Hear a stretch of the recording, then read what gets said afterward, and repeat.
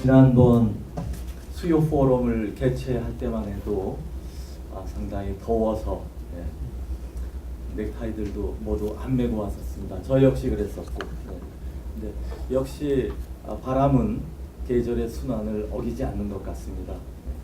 가을 냄새가 물씬 풍기는 양재 천변을 찾아주신 여러분께 감사의 말씀드립니다. 우리가 4차 산업혁명을 앞두고 생태계라는 표현을 많이 사용하고 있습니다. 생태계라고 하는 것은 다양성, 개방성, 그리고 그 속에서의 네트워크 효과를 늘 염두에 두는 표현이라고 생각을 합니다. 그런데 이 생태계에서는 역시 중심은 사람이어야 되겠습니다. 그 사람으로부터 흘러나오는 지식, 그리고 인체로 말하면 피와 같은 금융 시스템이 살아서 움직일 때, 그리고 그 주위에는 시장이 존재할 때 역시 그 혁신 생태계는 성공을 거둘 수 있다고 봅니다. 우리는 늘 사람 중심이라고 생각하면서도 여지껏은 사람보다는 그 이외의 체제들, 제도, 여기에 얽매여 왔던 것이 사실입니다. 그러나 이제 4차 산업혁명으로 비롯되는 이런 시대적인 전환기를 맞아서 과거에 없었던 새로운 직업도 태어나고 있다는 것입니다. 앱을 개발하는 앱 개발자, 드론 조종사, 그리고 빅데이터를 분석하는 전문가, 이러한 직업들은 10년 전에는 별로 찾아보기가 힘들었습니다. 그러면서 사람 중심의 미래 인재를 어떻게 키워나갈 것인가 하는 것이 우리 사회 전체의 화두가 아닌가 생각을 합니다. 또한 AI, 인공지능 시대를 맞이해서 과연 사람이 기계를 조종하느냐 아니면은 기계 문화가 인류를 지배하는가, 이것 역시 우리의 문화적 측면에서 관심사가 아닐 수 없습니다. 오늘 이러한 측면에서 미래의 변화를 전망하고 사람이 중심이 되어서 기계 문화를 이끌어갈 수 있는 체제 어떻게 만들 것인가 하는 측면에서 4차 산업혁명 시대 미래의 인재상과 사람 중심 시스템 혁신을 중심으로 포럼을 시작하겠습니다. 오늘 이승규 박사께서 발제를 해주시고, 그 다음 최승병, 우리 세리 삼성경제연구소의 최승병 박사님, 또한 한국과학창의재단의 최연구 박사님, 또 저희 기관이 3년 후에 이전하게 될 진천에서 터를 미리 잡아주고 계시는 우리 한국교육개발원의 김창환 박사님께서 진지한 토론, 또 미래를 전망할 수 있는 해안을 저희에게 주시리라고 기대합니다. 특히 우리 최연구 박사님께서는 최근에 아주 훌륭한 책을 하나 내셔서 절찬리에 판매되고 있습니다. 4차 산업혁명 시대의 문화경제의 힘이라는 책, 그리고 또 오늘은 신간, 미래를 보는 눈, 이러한 책을 쓰셔서 저희에게 주시는 그 통찰력 오늘 꼭 간직하고 미래를 보는 새로운 시각을 가졌으면 좋겠습니다. 고맙습니다.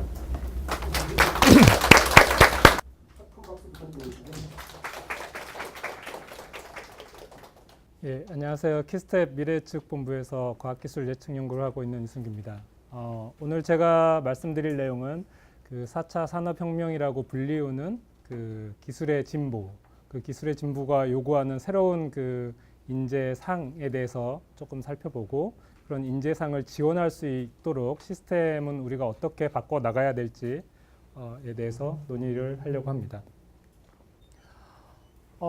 이런 질문을 던지면서 시작을 해보겠습니다. 아직도 4차 산업혁명이라는 말 자체가 맞는 말이냐라는 게 계속 이어지고 있습니다. 그 딥러닝으로 대표되는 인공지능에게 지금에 일어나는 변화가 과연 4차 산업혁명일까요? 이렇게 질문을 던지면 어떤 답을 내놓을 수 있을까? 글쎄요. 충분한 데이터가 없어서 답을 못할 것 같다라는 답이 1차적으로 예상이 됩니다. 왜냐하면 1, 2, 3차 세 개의 사례밖에 없었기 때문에. 그런데 그 하단으로 내려가면 조금 더 많은 데이터를 우리가 모을 수 있겠죠. 아마도 우리가 겪게 되는 산업의 굉장히 큰 변화, 소위 혁명적이라고 말할 수 있는 정도의 변화라고 하는 관점에서는 이견이 없을 거라고 생각이 됩니다. 그럼 우리가 살펴봐야 되는 거는 이게 4차 산업혁명이냐 아니냐, 앞서서 나왔던 세 번의 산업혁명과 비교해서 기술 동의는 무엇이고 그것으로 인해서 뭐 발전되고 있는 것은 무엇이고 변화가 온 것은 무엇이고 이런 관점이 아니라 현재 일어나고 있는 변화 자체가 무엇인지를 좀 살펴볼 필요가 있을 것 같습니다. 그 첫 번째는 산업의 변화겠죠. 산업의 변화에서 먼저 살펴볼 것은 시장에서의 가치입니다. 자, 다음 보여드리는 그래프는 소위 유니콘이라고 말하는 회사들의 출현 빈도를 보여주고 있습니다. 2014년 전까지는 그렇게 출현 빈도가 높지 않습니다.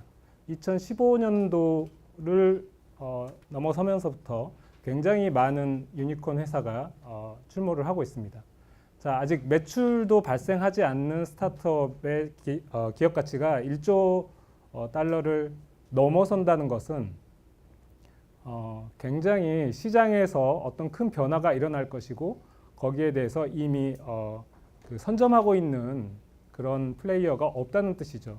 굉장히 큰 변화가 나고 있다는 것을 보여주는 예라고 할 수 있습니다. 그 새로운 비즈니스 모델이 굉장히 자주 나타나고 있고 거기에 대해서 시장이 가치를 높게 봐주고 있다. 두 번째, 이 변화 속에서 이 기업들의 형태를 좀 살펴볼 필요가 있습니다. 오늘 아침에 살펴보니까 그 얼마 전에 IPO에 성공한 그 미국의 스냅챗이라고 하는 회사가 있습니다. 이 회사의 첫날 기업 가치는 330억 달러, 우리 돈으로 약 35조, 6조 이 정도 되는 것 같습니다. 직원 수는 얼마일까요? 1,800명? 2,000명이 채 되지 않습니다. 이 규모와 비슷한 회사를 저희 한국에서 찾아보니까 약간 포스코라는 회사를 제가 떠올리게 됐습니다. 매출액은 스냅보다 훨씬 많죠. 50조 정도 되고 하지만 시장 평가액은 그보다 낮습니다. 한 30조가 좀 안 되는 규모인데 뭐 두 지표를 평균 잡으면 대충 스냅챗의 현재 시장 가치와 비슷하게 됩니다. 그런데 종업원 수는 10배에 가깝습니다. 16,000명 이 정도 된다는 거죠. 뭔가 다른 회사의 형태를 띠고 있다는 겁니다. 이런 기업들을 기하급수적 기업이라고 하는데 소위 말하면 기하급수적인 기술들, 그 반도체를 비롯해서 매년 그 변화의 속도가 2배씩 올라가고 비용은 2배씩 떨어진다. 저희가 무어의 법칙에서 들었던 말이죠. 이런 식의 급속도로 발전하는 기술들을 기하급수적 기술이라고 하는데 이런 기술에 맞춰서 내부적인 조직의 기술을 새로 채택을 해서 그 기술들을 바탕으로 내 외부의 자원을 굉장히 효율적으로 활용하는 기업들을 말합니다. 결과적으로 나타나는 게 뭐냐면 종업원 1인당 성과가 기존의 기업하고는 비교가 안 됩니다. 최소한 10배 이상이 된다고 해서 이제 이렇게 기하급수적 기업이라고 하는데 대표적인 예를 보시면 에어비앤비는 종업원 1인당 객실수가 90배 이상, 그 다음에 뭐 로컬 모터스 같은 경우에는 신차 개발비가 기존 자동차 업체하고 비교하면 1000배 이상이 차이가 난다고 합니다. 우리가 알고 있는 테슬라라고 하는 회사 역시 종업원당 시가총액이 30배 이상 차이가 난다고 하죠. 역으로 생각하면 아까 포스코의 예와 같이 이전에는 어느 정도 매출이 늘어나면 종업원 수가 비슷하게 따라가는 형태였는데 더 이상 이제 그런 그 논리가 적용이 되지 않는다는 거죠. 그래서 사람들이 일자리에 대한 걱정도 하기 시작하는 것 같습니다. 여기서 중요한 거는 주요 자원이 약간 무형에 관련된 자원들을 주로 기반하고 있다는 겁니다. 공유와 협력, 그리고 가장 중요한 정보제의 가치를 활용하고 있다는 것이죠.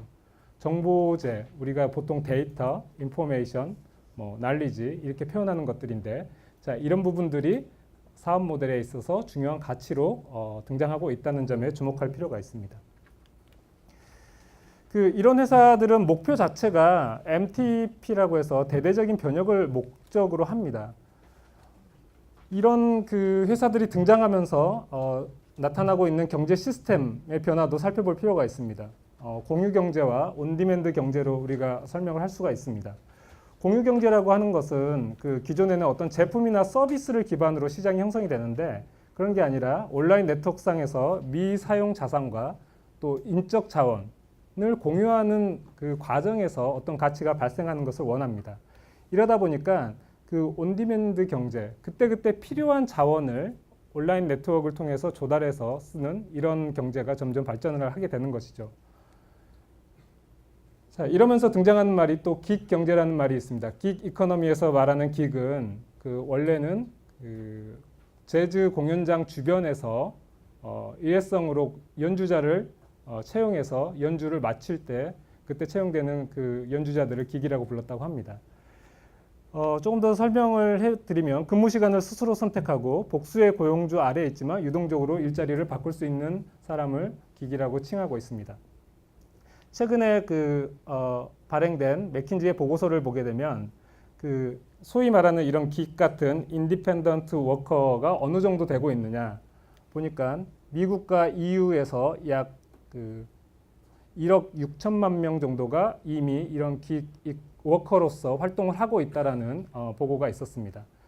여기서 재밌는 것은 이 긱 워커를 4가지 타입으로 좀 분류를 하고 있습니다. 이게 자기가 좋아서 하는 것이냐, 그렇지 않는 것이냐, 또 경제적인 수입원으로서 1차적인 수입원으로서 이 일을 하는 것이냐, 아니면 2차적인 걸로 하는 것이냐 이렇게 봤는데 대부분 이렇게 그 자가 고용이나 독립적으로 일하는 분들을 좋은 직업을 가졌다라고 우리가 보지 않는 시각이 있는데 조금 다른 결과가 나옵니다.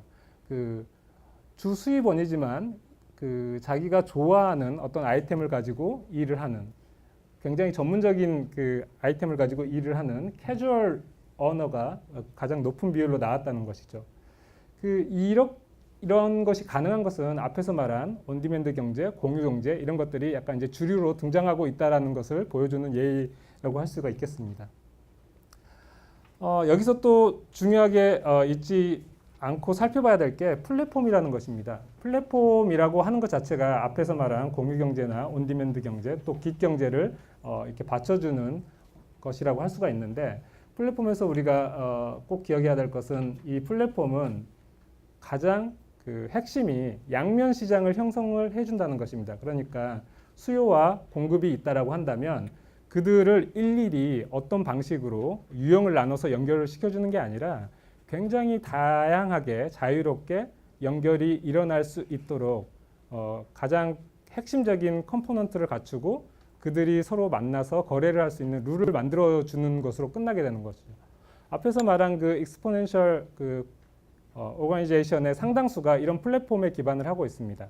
예를 들어 볼까요? 스냅챗이라고 하는 회사가 만들어내는 정보는 누가 만들까요? 결국은 사용자들이 들어와서 만들거든요. 그 회사가 계속 뭔가를 지속해서 만들어내는 것은 콘텐츠가 아닙니다. 그런데 그 회사의 가치를 올려주는 것은 결국 사용자 수고 그 사용자들이 만들어내는 정보라는 것이죠. 이 플랫폼을 우리가 정확히 이해하고 이 플랫폼을 앞으로 쌓아나가지 못한다고 한다면 앞에서 말한 공유경제, 온디맨드 경제, 긱 경제 이런 것들이 제대로 자리를 못 잡을 것이라고 예상이 됩니다. 자, 지금까지 최근에 일어난 산업의 변화의 특징들을 좀 살펴봤는데 이러한 변화가 과연 혁명으로 불릴 수 있을 것이냐 없을 것이냐는 속도와 범위에서 결정이 날 것 같습니다. 속도라고 하면 우리가 대처를 할 수 없을 정도로 빠르게 일어날 것이냐. 두 번째, 범위는 특정 영역에서만 일어나는 게 아니라 산업 전반에서 일어날 것이냐. 이렇게 볼 수가 있는 것이죠. 한 가지 예를 들어 보겠습니다.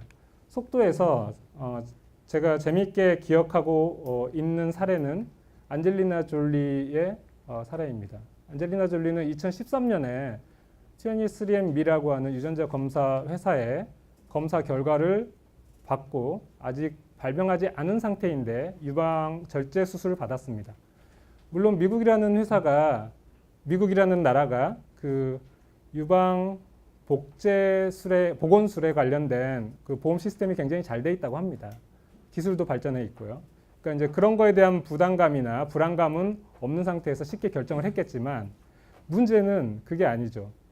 이게 제도화되지 않은 상태에서 그런 결정을 유명인이 함으로써 대중에게 엄청난 파급 효과가 미쳤다는 겁니다. 23andMe라는 회사에 유전자 검사를 의뢰하는 사람들은 늘어났고 시장 가치는 올라갔습니다. 그러다 보니까 FDA에서 이 회사를 가만히 두면 안 되는 상태가 되는 것이죠. 2015년도에 그 검사 키트의 판매와 분석 서비스를 중단하라고 명령을 내립니다. 그리고 앞으로 정식 의료기기로서 절차를 밟아서 등록을 해라. 그렇다고 해서 이게 전혀 무의미한 검사가 아니었거든요. 그래서 학문적으로 어느 정도 근거가 잡혀 있는 것부터 시작해서 의료기기를 신청하고 승인을 받기 시작합니다. 근데 더 놀라운 것은 그렇게 받는 의료기기의 허가의 유형이 일반 의료기기였어요. 무슨 얘기냐면 우리가 약국 가서 임신 진단 키트를 손쉽게 삽니다. 그런 거와 같다는 거죠. 자, 앞으로 유전자 검사를 하기 위해서는 굉장히 전문 기관에 갈 필요가 없어질 거라는 얘기입니다. 시장이 이렇게 돌아가니까 우리나라에서도 복지부에서도 이제 급한 발등에 불이 떨어졌습니다. 왜냐? 이게 미국 일이 아니라 여기에 대해서 관심이 있고 서비스를 받고자 하는 뭐 일부지만 해외 우편을 통해서 자기의 체액을 키트에 묻혀서 보내서 받는 이런 사례들이 나타나기 시작합니다. 그래서 복지부에서 2015년 말에 생명윤리위원회에서 관련된 정책 연구를 띄웠고 2016년도 상반기에 부랴부랴 일부 항목에 대해서 유전자 검사를 의료기관을 거치지 않아도 된다고 제도를 바꾸게 됩니다. 자, 3년이 걸렸죠. 기술에 의한 시장의 변화가 소비자의 변화가 먼저 일어나고 나서 제도의 변화가 3년이 걸렸다는 겁니다. 이런 일이 앞으로는 계속 반복돼서 일어날 겁니다. 자, 이런 속도로 모든 변화가 일어난다고 한다면 앞으로는 우리가 대처를 할 수 있는 기회를 못 갖는다는 거죠. 분명히 혁명적인 변화의 어떤 시그널이라고 볼 수 있을 것 같습니다.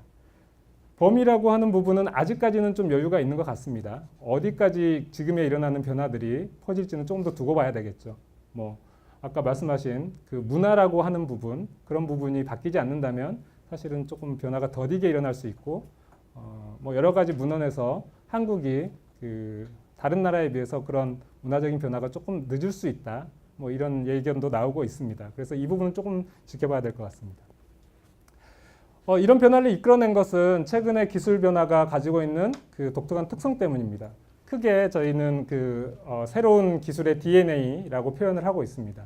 D는 데이터인데 이 데이터가 무한하게 증가한다는 거죠. 앞으로 우리가 측정하고 싶어하는 데이터는 어느 정도는 다 얻어낼 수 있을 것이다 라고 하는 게 예견되고 있습니다. 두 번째, 이 데이터들을 서로 주고받고 연결하고 하는 네트워크가 굉장히 폭발적으로 성장을 할 것이다 라고 역시 전망이 되고 있습니다.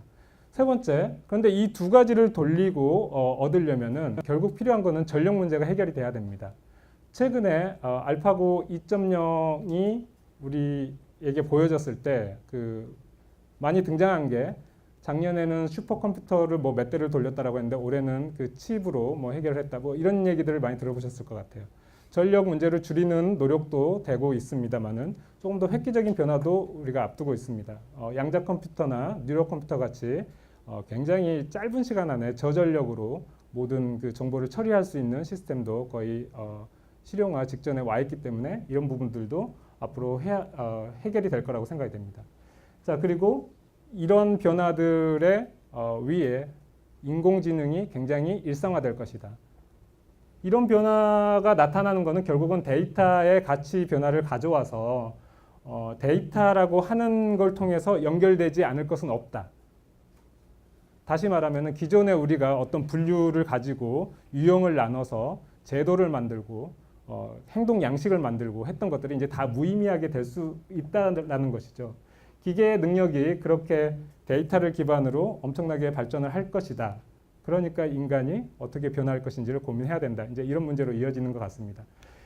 가장 큰 변화가 이제 경계 붕괴라고 말씀을 드렸는데 대표적인 게 이런 것 같습니다. 인간과 기계가 조금 경계가 모호해질 것이다. 현실 세계와 가상 세계가 역시 결합되거나 경계가 모호해질 것이다. 세 번째, 이성과 감성. 그리고 이 세 가지의 경계가 무너지면 결국은 그 기술을 통한 모든 분야의 융합이 굉장히 점점 더 활발해지고 가속화될 것이다. 이런 식의 전망을 국내외에서 많이 내놓고 있는 것 같습니다. 자, 이런 변화에서 우리는 그 고민을 하기 시작하는 거죠. 이게 인류에 어떤 영향을 미치게 될 것일까. 근데 가장 우선 생각하는 거는 먹고 살아야 되니까, 먹고 살기 위해서는 돈을 벌어야 되니까, 돈을 벌려면 일자리가 있어야 되죠. 일자리에 대한 전망이 이제 엇갈리기 시작합니다. 2013년에 그 영국의 오스본 앤 프레이 교수가 발표한 결과인데, 그 산업 분야별로 어떤 부분이 자동화에 취약하고 어떤 부분이 자동화의 확률이 높은가 이런 걸 보여주고 있습니다. 보면은 유통 뭐 이런 부분들은 굉장히 이쪽 오른쪽 관련된 부분들은 많이 그 자동화로 대체될 수 있을 것이다. 기계로 대체될 가능성이 높다는 것이죠. 근데 또 헬스케어 같이 사람이 직접 뭔가 이렇게 개입해서 서비스를 제공하는 이런 분야는 뭐 상당히 적게 진행될 것이다. 이렇게 나오고 있습니다. 근데 어쨌든 결과적으로 20년 이내에 미국의 직업 중에 한 47%가 대체될 수 있을 것이다라고 좀 걱정스러운 전망을 내놨습니다. 이거는 상당히 개연성이 있는 전망이라고 사람들이 이해를 하고 있죠. 근데 반대 주장을 하시는 분들도 있어요. 뭐 역사적으로 봤을 때 기술이 진화를 하면은 그거는 결국 그 사회 전체의 생산성 향상으로 이어지고 그것으로 인해서 평균 소득이 높아질 것이다. 그 소득을 가지고 소비를 해야 되니까 소비하는 과정 중에서 다시 일자리가 늘 것이다. 이런 어떻게 보면 기존 자료에 근거한 전망을 내놓기도 합니다. 근데 이 부분은 아직 미래에 관련된 내용이라서 지금 일어나는 그 변인이 과거 세 차례의 변화에서와 같이 동일하게 작동을 할지는 아직 모릅니다. 그래서 사람들은 아직은 부정적인 쪽에 조금 더 많은 동의를 하는 것 같아요. 이거를 다시 한번 해석을 해보죠. 1차 산업혁명은 그 신체적인 능력, 개별의 신체적인 능력을 대체하는 효과를 가져왔죠. 2차 산업혁명은 개인을 넘어서서 약간 집단의 신체적인 능력을 대체하는 그런 기술들을 우리에게 가져왔습니다. 세 번째, 3차 산업혁명은 개인의 지적 능력을 약간씩 대체하면서 그거를 뭔가에 저장하고 공유할 수 있는 그런 기술들로 우리에게 다가왔죠. 근데 네 번째는 왜 걱정이 심할까요? 이게 이제 인류의 지적 능력, 그러니까 집단의 지적 능력인데 지식 노동인데 그게 나아가서는 인류 전체의 지식 노동을 대체할 정도의 가능성이 있어 보인다라고 하니까 이제 걱정을 하기 시작하는 거죠.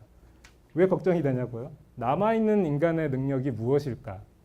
라고 하는 것이죠. 뭔가 남아있는 것을 명확히 우리가 알고 있다면 뭐 지금 변화도 모든 인류가 열심히 고민해서 새로운 시스템을 만들면 충분히 대응이 가능할 거라고 생각을 하겠는데 그게 마땅히 보이지 않는다는 겁니다. 최근에 실리콘밸리에서 이런 단어가 나타나고 있습니다. 데이터교. 데이터를 약간 종교화시키고 있는 말이죠. 왜냐하면 지금 일어나는 기술의 진보가 사람의 영역에서 우수한 인재들이 수행하던 어떤 고급 지능을 뛰어넘는 그런 성능을 보여주고 있습니다. 그리고 많은 연구들이 인간의 고유성이 과연 존재할 것인가에 대한 의문을 던져주고 있는 거죠. 예를 하나 들어보겠습니다. 저희가 그래도 생명공학 영역이 가장 인간의 영역이라고 남아있는 것으로 생각을 많이 하고 있는데 이런 실험이 있습니다. 좌뇌와 우뇌를 뇌관이 연결을 하고 있는데 이렇게 음성으로 뭔가 질문을 했을 때와 글씨로 질문을 했을 때 서로 반응을 달리 보인다고 합니다. 무슨 얘기냐면 뇌관이 끊어진 그런 환자에게 음성으로 당신은 이 다음에 커서 무엇이 되고 싶습니까? 라고 했더니 음성을 처리하는 데는 좌뇌죠. 그래서 약간 이성적으로 생각을 해서 저는 화가가 되고 싶습니다. 아마 여러 가지가 작동했겠죠. 뭐 부모님의 기대라든지 뭐 내가 지금 다니고 있는 학원이라든지 이렇게 했겠죠. 근데 그 학생에게 앞에 이제 글씨를 쓸 수 있는 장치를 주고 왼쪽의 사각에서부터 똑같은 질문을 던집니다. 그러면은 오른쪽 눈이 먼저 그걸 인식하게 된다고 합니다. 그래서 우뇌가 그 질문을 받고 답을 하는데 놀랍게도 스피드 레이서라고 썼다고 합니다. 그러니까 이런 실험 결과들이 여러 사례가 있습니다. 그렇다 보니까 인간에게 우리가 남아있는 부분은 마음이야, 뭐 영혼이야, 그 자유의지야, 뭐 이런 식으로 얘기를 하면서 그런 쪽을 키우면 됩니다라고 우리가 지금 4차 산업혁명에 대해서 대응책을 많이 던지고 있습니다. 그런데 정말 있을 것인가에 대한 질문이 이제 생기기 시작하는 거죠.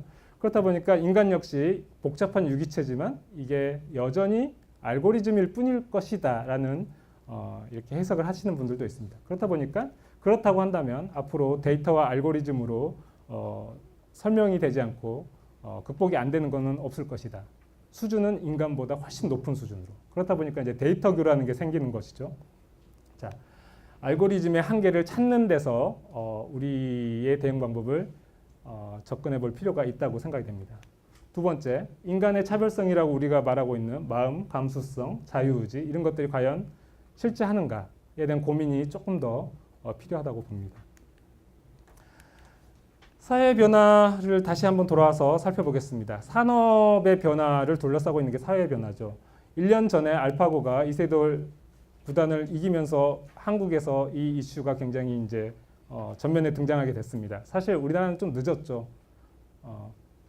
알파고라든지 왓슨이 등장한 거는 벌써 한 2011년, 뭐 13년, 뭐 이때부터 등장해서 퀴즈쇼, 뭐 체스 대회 이런 데서 두각을 나타내기 시작했고, 뭐 호주의 금융회사에 취직을 하기도 했고, 이런 변화가 이미 한 3, 4년 전부터 일어나고 있었습니다. 자, 그런데 1년 동안 우리 사회에서 어떤 변화가 일어났는지 한번 보죠. 바둑으로 좀 좁혀보겠습니다. 그 사이에 1년 사이에 이제 더 이상 인간은 대적할 수 없을 정도로 알파고는 발전을 하고 바둑을 은퇴하기에 이르렀습니다. 근데 그러고 나니까 어떤 변화들이 일어났냐면 바둑이 없어진 게 아니라 새로운 바둑 방식이 나타나기 시작하는 거죠. 이렇게 사람 3명과 알파고가 동등한 자격으로 경쟁을 하는. 자, 사람과 기계가 이제 별개의 존재가 아닌 것을 보여주는 예라고 볼 수 있겠습니다. 경쟁자가 될 수도 있고 파트너가 될 수도 있고 상사가 될 수도 있다는 걸 보여주는 거죠. 재밌는 거는 알파고와 커제가 마지막 대결을 할 때 번외 경기가 몇 경기 더 있었어요. 프로기사 6명이 힘을 합쳐서 알파고를 상대하는 상담기가 있었다고 합니다. 그런데도 졌죠. 그러니까 사람들이 섣불리 고유의 영역이 있고 그거를 합치면 뭐 기계를 앞설 수 있을 것이다. 이거를 장담하면 안 될 것 같다는 생각이 듭니다. 근데 저는 재밌게 본 그 번외기가 이거였어요. 그 복식 게임이 있었는데 알파고 A와 알파고 B의 9단과 8단, 구리 9단과 렌샤오 8단이 각각 복식을 이뤄서 경기를 했습니다. 물론 경기가 한 경기였기 때문에 이걸 가지고 판단할 수 없지만 일반적인 기력으로 본다면 9단이 이겼어야 되죠. 근데 8단이 이겼습니다. 그리고 여러 가지 이제 분석 기사가 나오는데 제가 제일 인상 깊게 봤던 기사는 이런 거였어요. 8단의 기사가 알파고의 기풍과 조금 더 비슷한 기풍을 가지고 있었다. 이런 거죠. 그러니까 인간끼리 경쟁에서 그동안 어떤 우리가 정해놓은 획일적인 기준에 따라서 조금 더 우수한 사람, 능력이 있는 사람 이렇게 평가받던 기준이 바뀔 수 있다는 것을 보여줍니다. 어떤 기준으로? 기계를 잘 이해하고 그 기계의 보조를 맞출 수 있는 능력이 뛰어나느냐, 그렇지 않느냐. 이런 능력이 더 중요해질 수 있다는 거죠. 재밌는 예들을 조금 더 보여드릴게요. 이거는 그 모 전자회사가 만든 동영상인데, 자, 직장인이 퇴근하기 전에 보통 집에 전화를 해서 물론 외벌이인 경우입니다. 가정을 하고 남자가 직장을 다닌다는 전제하에 집에 전화를 해서 밥 먹었어 안 먹었어 뭐 이런 대화부터 시작을 하죠. 오늘 늦게 가. 근데 여기서는 뭐냐면 냉장고에 전화를 해서 나 오늘 가서 맥주 한잔 마시고 싶은데 너 맥주 있어 없어? 3캔 있으니까 그냥 와. 내일 회의 있으니까 뭐 와이셔츠 좀 빨아주고 청소 좀 미리 해줘. 이렇게 되는 거죠.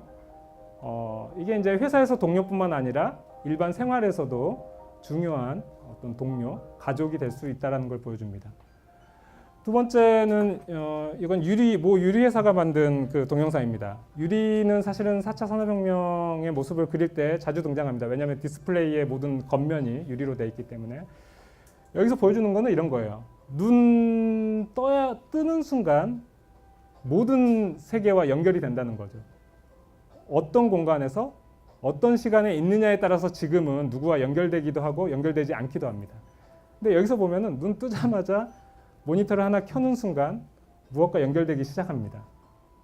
그 연결되는 공간과 시간이 경계가 사라진다고 해보면은 앞으로 어떤 변화가 일어날지 좀 고민을 해볼 필요가 있을 것 같아요.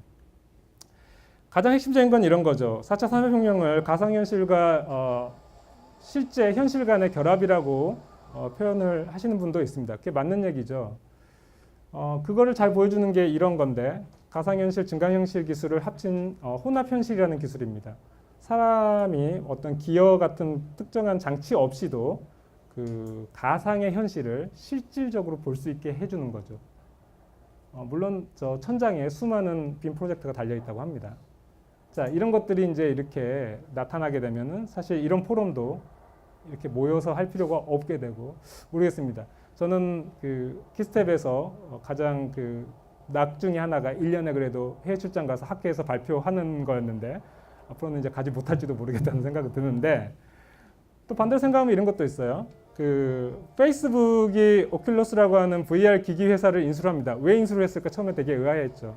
근데 알고 보니까 페이스북 안에 그 가상현실을 심는 겁니다. 그래서 소셜 VR을 만들겠다라고 하는 건데 이렇게 생각해 보시죠. 이 영국 여행을 갈 거예요. 갈 건데 일정을 짤 때 뭐 블로그도 보고 책도 보고 뭐 이렇게 하죠. 유튜브도 보고. 근데 실질적으로 가상현실에서 친구들과 만나서 돌아다니면서 야 오늘은 첫날은 여기 가고 둘째 날은 어디 가고 이런 만남을 가질 수 있다는 거죠. 사실 가장 두려운 건 이런 거예요. 근데 이성과 감성 이렇게 기계와 사람을 대표하는 어떤 키워드 간의 경계가 사라진다는 건데 자 이거는 그 난양대학에서 만든 리세션 로봇입니다. 근데 특징적인 거는 이 왼쪽에 계신 분이 개발자예요. 상당히 비슷하게 생겼죠. 저렇게 본인과 비슷한 휴머노이드들이 본인을 어떤 서포팅하고 서비스하는 업무에 투입되기 시작한다면 기계에 대한 거부감이 많이 사라질 수 있겠다는 생각은 듭니다. 근데 이런 변화가 굉장히 전방위적으로 일어날 가능성이 있다는 겁니다.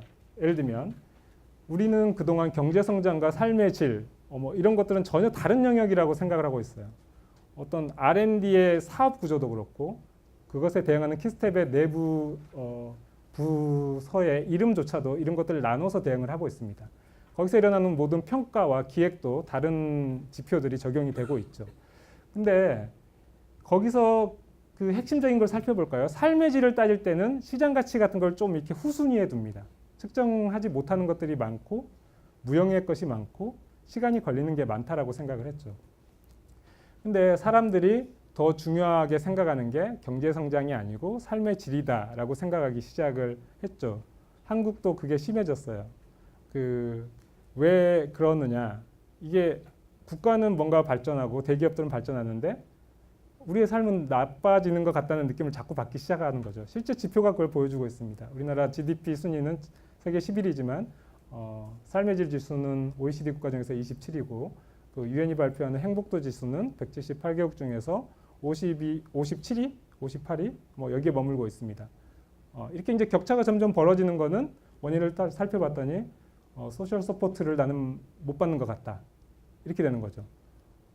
그렇죠. 국가가 발전하고 사회가 발전하면 그 혜택이 뭔가 개개인한테 내려올 줄 알았는데 안 내려온다는 거죠. 의도적으로 그렇지는 않다라고 봅니다. 근데 뭔가 시스템이 그걸 못 받쳐주고 있는 거죠. 그러다 보니까 이제 그러면은 사람들이 삶의 질을 위해서 돈을 쓰기 시작합니다. 이거 자체가 오히려 경제 성장을 이끌 수 있는 동인이 될 수 있다는 거죠. 기존의 순서와 전혀 다르게 된다는 겁니다.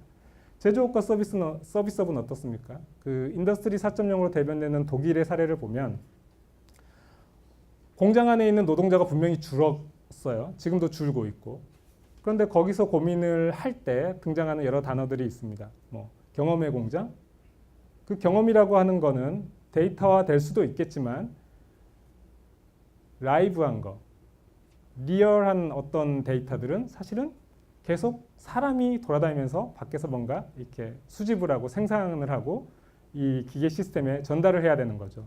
그래서 공장 안에 있던 그 종업원들의 상당 부분은 뭐 직접 채용 방식은 아니더라도 나중에 보게 되면 그 공장과 연결되어 있는 시장의 접점으로 이동해 있을 거라고 예상이 되고 있습니다. 이런 걸 보여주는 또 예가 또 한 가지가 있는데 최근에 그 세계 신발 업계에서 2위와 3위가 바뀌었습니다. 1위는 전통의 나이키고 2위는 영원한 바스 아디다스였죠. 근데 최근에 2위로 치고 나서는 스케쳐라고 하는 굉장히 예쁜 어린 여자아이들이 좋아하는 운동화를 만드는 회사입니다. 특징은 뭐냐면 굉장히 많은 디자인을 자주 빨리 내놔요. 그러니까 뭐냐면 소비자들이 그걸 보고 좋아하는 사람이 한두 명만 있어도 계속 팔린다는 거죠. 물론 나이키와 아디다스가 그런 노력을 안 하는 건 아니지만 이 스케쳐의 모델을 보면은 시장의 변화를 먼저 쫓아가고 그거를 생산에 반영한 이게 주요했다고 봅니다. 그 제조업과 서비스업에서 서비스업이 중요하다라고 말을 하지만 그 서비스업이 서비스업으로만 존재하는 게 아니라 제조업에 연결되었을 때 그 제조업이 더 강해질 수 있다는 것을 생각해 볼 수 있는 사례라고 할 수 있겠습니다. 국가와 문화는 어떨까요? 아까 앞에서 보여드린 것처럼 온라인상에서 어떤 연결망이 조금 더 확장이 되고 거기에 대한 차이를 사람들이 적게 느끼기 시작한다면 그리고 거기서 가장 중요한 언어 문제가 해결된다면 사실은 우리나라 사람들이 꼭 그 국내를 기준으로 무엇인가를 고민하고 결정하고 이러는 시기는 조금씩 없어져 가지 않을까라는 생각이 듭니다. 창업은 어떨까요? 창업도 그렇죠. 지금은 국내에서 어떤 시장을 노려야지, 어떤 고객들을 한번 살펴봐야지 이렇게 접근을 하고 있지만 정말 완벽하게 언어 문제가 해결된다고 가정을 해보죠. 저희가 한국에 있지만 내가 가지고 있는 아이템이 통할 수 있는 세계 어느 나라를 찍어서 거기에 소비자들의 의견을 손쉽게 조사해보고 거기에 대한 비즈니스 모델을 세워서 트라이를 해볼 수 있을 거라고 생각이 듭니다. 점점 국가와 문화의 그런 경계도 옅어질 거라고 생각이 됩니다. 이런 과정 중에서 그 미래의 일자리, 다시 일자리로 돌아오겠습니다. 일자리는 어떻게 변할 것이냐. 이 분석 결과는 작년에 미래부의 미래준비위원회와 키스텝이 분석한 결과입니다. 그 일자리 변화는 크게 5가지로 정리가 될 것이다. 무엇이냐? 첫 번째, 휴먼 네트워크가 앞으로는 가치와 지식을 직접 창출하는 형태로 많이 변화해 갈 것이라는 거죠. 이런 일례가 있었습니다. 일본의 모 그 글로벌 자동차 회사의 무인 자동차를 개발하는 현장에 해커가 침입을 해서 이렇게 무인 자동차를 막 원격으로 조종당하는 사례가 있었는데 잡고 났더니 10대 청소년이었던 거죠. 아마추어 해커였던 거예요. 잡고 나서 어떻게 이거 했냐 그랬더니 온라인상에서 만난 사람들한테 도움을 좀 받고 거기에서 배운 기법들을 활용해서 했다라는 거죠. 예전 같으면 사실은 엄두도 못 할 건데 사실 그렇죠. 그냥 취미생활로 동호회 수준의 아마 결과물이 나왔을 텐데 지금은 이제 그렇지 않다는 겁니다. 점점 온라인상에서 그 돌아다니는 정보와 지식을 이용하고 거기서 만난 그 전문가들의 능력을 합쳐서 우리가 만들어낼 수 있는 제품이나 서비스의 수준이 일반 대기업 또 나아가서는 글로벌 회사가 만드는 제품과 경쟁을 하거나 더 압도할 수 있을 가능성을 보여준다는 것이죠. 그런 네트워크가 점점 온오프 네트워크상에서 확대돼 갈 것이다라는 게 첫 번째 전망이었습니다. 두 번째, 그렇다 보니까 언제 어디서나 일할 수 있는 유연한 업무 환경이 중요해지게 되는 것입니다. 실제로 기술들이 이런 것들을 많이 지원을 해주고 있죠. 예를 들면 IBM의 마이크로소프트의 심리스 컴퓨팅, 우리가 알고 있는 클라우드 컴퓨팅 이런 것들은 사실은 어디 가나 네트워크, 인터넷만 연결되면은 작업할 수 있는 동일한 환경을 제공을 하게 되는 것이죠. 세 번째, 이 두 가지가 확보가 되니까 사람들이 꼭 어딘가에 소속돼서 일을 해야 될 필요성을 느끼는 게 적어지게 됩니다. 물론 회사도 마찬가지죠. 여기는 분명 양면의 그 칼은 있습니다. 장단점은 있지만 어쨌든 자가고용과 창조 서비스업이 증가할 것이다. 이렇다 보니까 기업에 꼭 소속돼서 근무를 하는 것보다는 직업의 매개체로서 기업이 변화해 갈 것이다. 이렇게 예상이 되고 있습니다. 마지막으로 이러다 보니까 그렇게 혼자 독립적으로 일할 수 있는 능력을 가진 사람과 그렇지 못한 사람으로 일자리가 굉장히 양극화될 것이고 그런 인력을 관리하고 채용하는 데 있어서 굉장히 데이터를 기반한 인적 관리가 강화될 것이다 라고 합니다. 무슨 얘기냐면 이력서를 안 받아도 온라인만 뒤지면 이 사람이 어렸을 때 학창 시절부터 최근까지 어떤 행동을 하고 어떤 성격을 가지고 있고 어떤 성과를 냈는지 어느 정도 파악이 가능한 그런 시대가 될 수 있다는 것이죠. 뭐 아직은 그 기초적인 수준입니다만은 뭐 일본이나 미국에서 일부 회사가 이런 온라인 네트워크에서 얻은 정보를 기반으로 채용 시스템을 좀 적용하고 있는 사례들도 나타나고 있습니다. 이런 일자리 환경 변화에서 직업은 또 어떻게 변할 것이냐? 물론 없어지는 직업이 많을 것이라고 예견을 합니다. 그 없어지기만 하는 건 아니겠죠. 자, 만들어지는 변화 직업들 이런 과정을 통할 거라고 합니다. 첫 번째, 기존 직업의 고부가가치화. 그러니까 단순한 일이 기계로 대체되면은 사람들은 그 남는 시간에 조금 더 고급스러운 일을 할 수 있다는 겁니다. 두 번째, 직업이 세분화되고 전문화될 것이다. 세 번째, 앞서서 말한 여러 가지 기술의 발전을 바탕으로 융합형 직업이 증가할 것이다. 그리고 네 번째가 정말 제일 확실한 거죠. 그 새로운 기술들을 개발하고 그 개발된 기술을 최종 소비자에 전달하는 과정에서 어떤 서비스가 필요하다면 그것과 관련된 직업들은 계속 늘어날 것이다. 이렇게 보고 있습니다. 첫 번째, 기존 직업의 부가가치의 예로 가장 많이 드는 게 뭐 금융 서비스, 의료 서비스, 언론입니다. 의료 서비스의 경우에는 응급실 의사나 암 진단 회사가 이제 거기에 시간을 쓰지 않고 그 분석된 결과를 바탕으로 환자를 진료하면서 조금 더 감성적인 부분을 이렇게 상담해주는 그런 역할을 더 많이 하게 되고, 또 일부 의사는 연구에도 참여를 해서 그런 시장과 환자의 수요를 반영한 어떤 제품이나 서비스를 개발하는데 더 이렇게 활동을 많이 하게 될 것으로 예상을 하고 있는 거죠. 두 번째, 직업의 세분화 및 전문화는 이거는 사실은 4차 산업혁명과 상관없는 내용이기도 한데, 일반적으로 사회가 발전하면은 수요 자체가 굉장히 다양해지고 세분화돼서 직업 자체가 거기에 맞춰서 늘어나는 효과가 있다라고 합니다. 일례로 우리나라의 직업 수보다 미국이나 일본의 직업이 뭐 10배 가까이 많다라고 하는 게 그걸 보여주고 있습니다. 하지만 직접 비교를 해보니까 정말 새로운 직업은 아주 일부일 뿐이었고, 대부분의 직업은 여기서 말한 것처럼 굉장히 한국보다 세분화되고 전문화된 직업인 것으로 나타난 것을 우리가 볼 수 있었습니다. 이런 거에서 우리가 향후 국내에서 출연 가능성 있는 직업으로 뭐 동물간호사, 사립탐정, 음악치료사, 카이로프랙틱 닥터 뭐 이런 것들을 예로 들기도 합니다. 또 하나는 미래 변화가 직업의 세분화와 전문화를 가지고 올 것이다라고 하는 건데, 이런 부분들은 이제 발전된 기술의 성능을 이용해서 기존의 직업들을 조금 더 세분화하는 것으로 뭐 로봇 엔지니어, 노년 플래너, 기후변화 전문가 뭐 이런 부분들이 예로 들어지고 있습니다.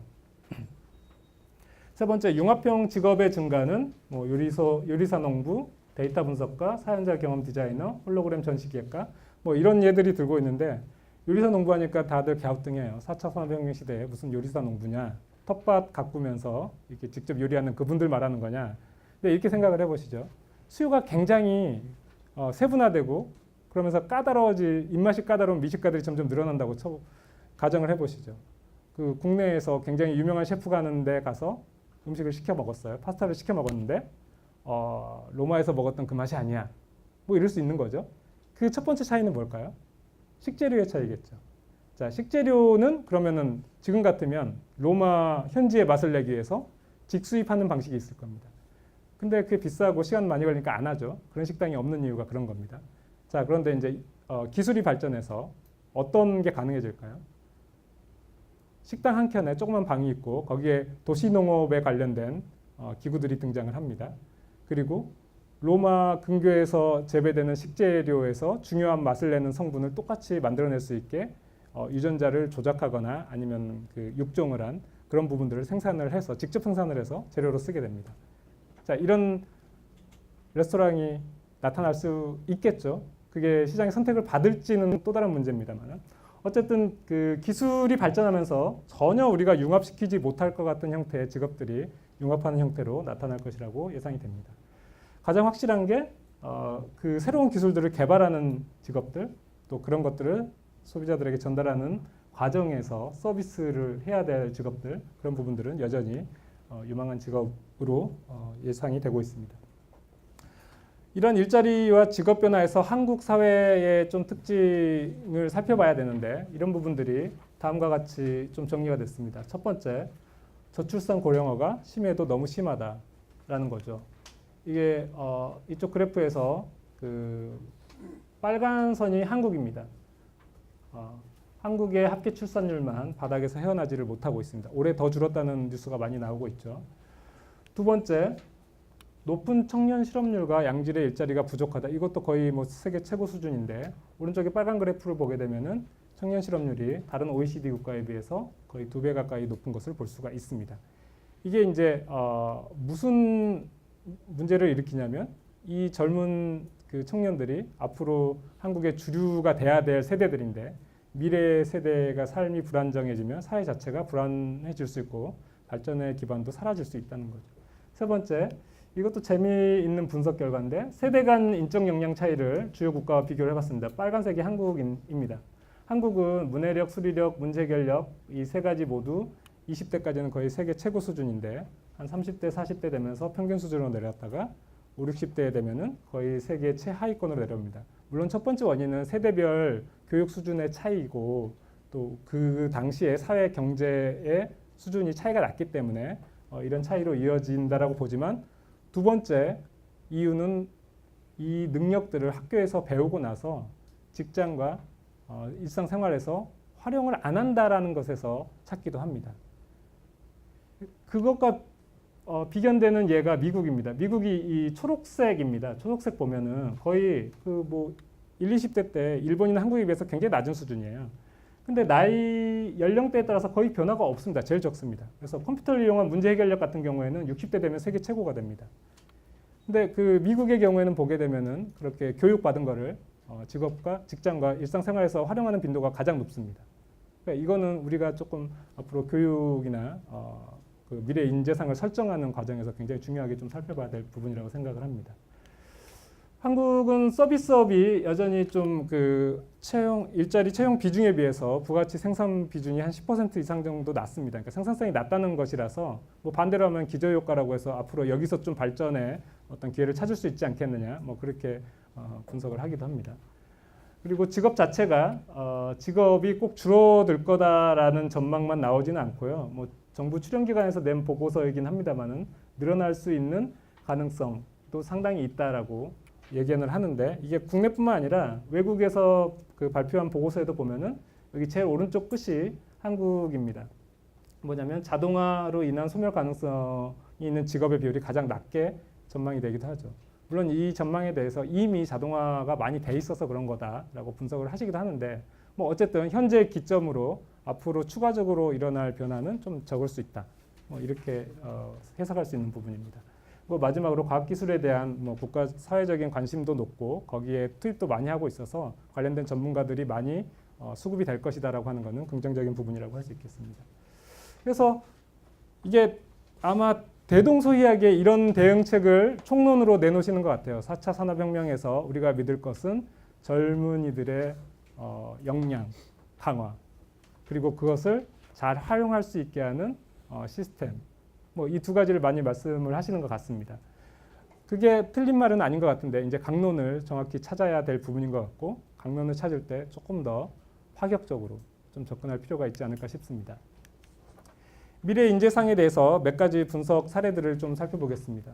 WEF 세계경제포럼에서 제시한 미래 인재상을 보게 되면 다음과 같은 부분들을 제시를 하고 있습니다.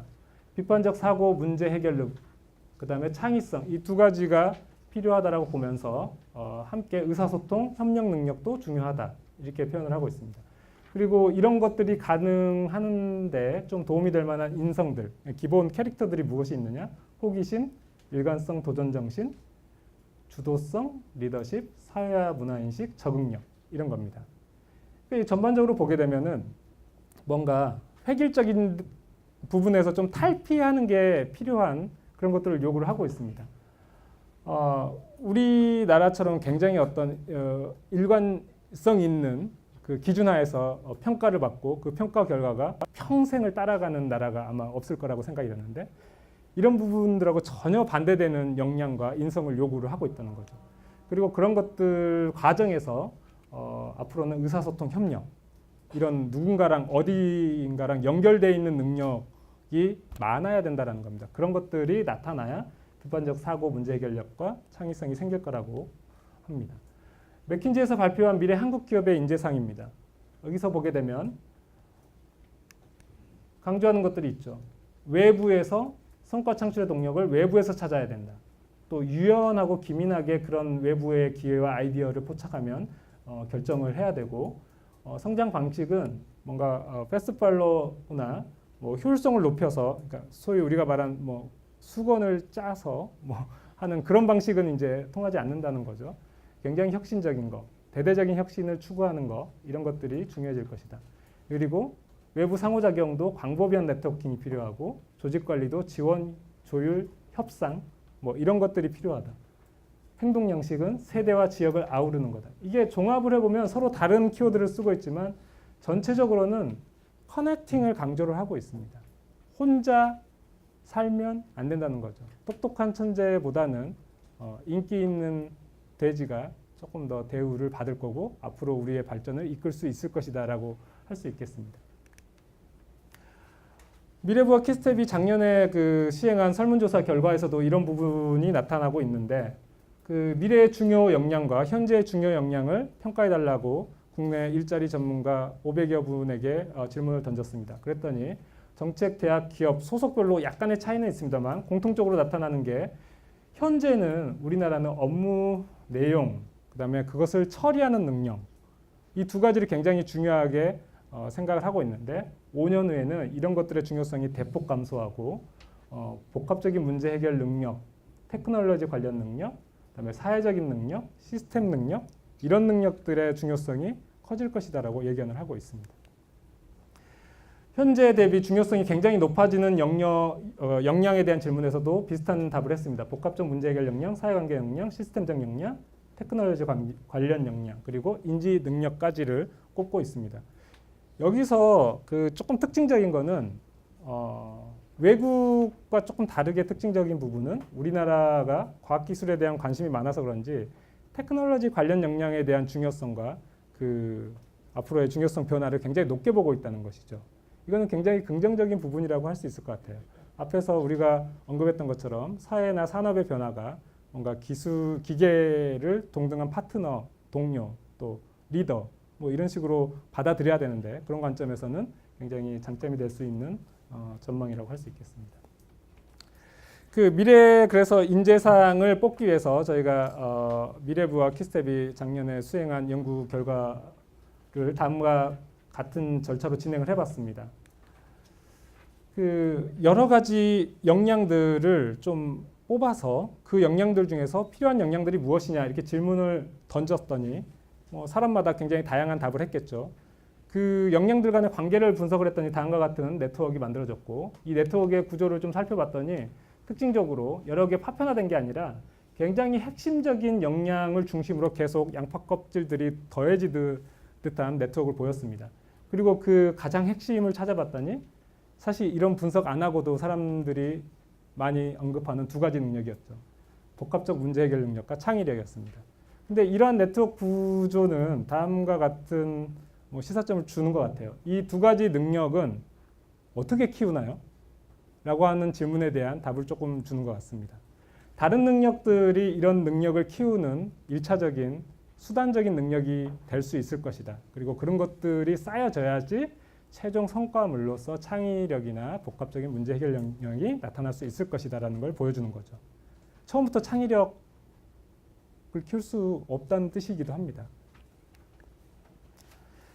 여기서 질문을 한번 던져봐야 될 것 같아요. 창의성, 복합적 문제 해결 능력, 이게 필요한데 과연 창의성이라는 게 인간 고유의 능력이냐? 일반적인 사전을 보면 이렇게 나옵니다. 일반적이지 않고 상식적이지 않고 새로운 거지만 전체 맥락에서 최종 성과에는 도움이 되는 어떤 아이디어나 수단, 이런 것들을 우리가 굉장히 창의적이라고 표현을 하는데, 이런 관점에서 보면은 알파고에서 그 알파고가 이세돌이나 커제와 두던 그 대국에서 보여줬던 전혀 보지 못한 새로운 수, 해설 과정에서는 이게 약간 떡수라고 표현했던 것들, 근데 결과적으로 해석을 해봤더니 신의 한 수라고 칭송받던 결과에 도움이 된 거죠. 앞에서 나온 그 정의에 딱 부합을 합니다. 일반적이지 않고 새롭고 상식적이지도 않은데 최종 결과에는 도움이 되는 거. 자, 그럼 알파고는 창의적일까요?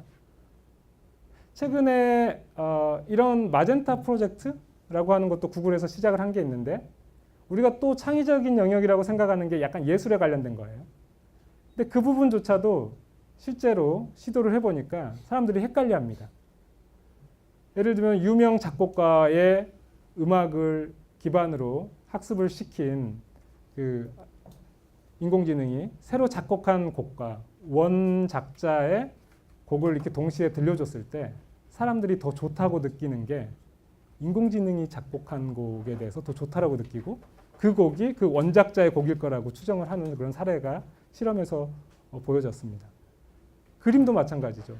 그림도 여러 가지 작가의 그 내용을 학습시킨 다음에 사진을 던져주고 그림을 그려보라고 했더니 굉장히 다양한 그 화풍의 그림들을 만들어낼 뿐더러 그 두 가지, 세 가지의 화풍이 섞이는 것도 만들어내기 시작을 합니다. 정말 인간 고유의 창의성이 있을 것인가? 이 부분은 조금 더 생각을 해야 될 부분인 것 같아요. 그래서 우리가 항상 말하는 인문학, 상상력, 사실 이런 부분이 중요한 게 그런 것 같습니다. 그 학습할 수 없는 영역에서 답을 찾아야 되는 부분인 것 같아요. 두 번째, 복합적 문제 해결 능력은 어떻게 찾아야 될까요? 이것도 역시 마찬가지죠. 데이터나 알고리즘이 점점 쌓이고 강화될 것이라고 예상을 하는데 그럼에도 불구하고 데이터가 쌓이기 어려운 것, 그리고 알고리즘이 만들어지기 어려운 것, 아니면 늦게 만들어질 것, 이런 쪽을 먼저 찾아서 사람의 인간의 역량으로 쌓아나가는 게 중요할 거라고 생각이 됩니다. 다행히 인공지능의 발전의 패턴은 이렇습니다. 처음부터 이승규라는 사람이 있다. 그러면 이승규가 잘하는 거 능력 하나하나 다 입력해가지고 학습을 시켜서 얘를 회사에서 일을 하지 않아도 될 정도로 뭔가 개발을 하자. 이렇게 발전을 하지는 않거든요. 뭐 예측을 잘하는 사람, 평가를 잘하는 사람, 기획을 잘하는 사람 이렇게 한 가지 기능 중심으로 아직까지는 발전을 하고 있습니다.